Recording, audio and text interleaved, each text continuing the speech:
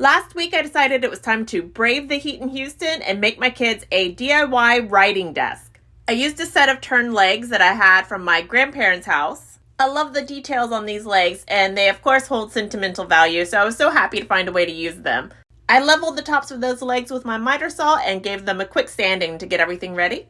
Then after worrying about the design for a little while, I decided to use door casing to wrap around the desk legs. The routed details on that casing just worked perfectly with that turned leg. I don't want to trigger any of my woodworking friends out there. I know I did this completely backwards by wrapping the legs the way I did, but I was afraid that if I used my Craig jig to install the apron first, that something would be 1/8 of an inch off, and then the casing on the outside wouldn't be perfectly square and lined up, so I couldn't stay in that idea.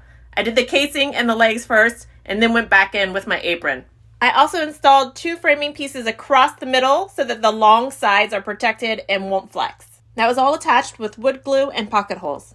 I attached 3/4 inch plywood for the tabletop and used my router to get it completely flush with that casing, and then I followed that up with 1/2 inch round trim. Do you see how that half round works perfectly with that detail in the turned leg?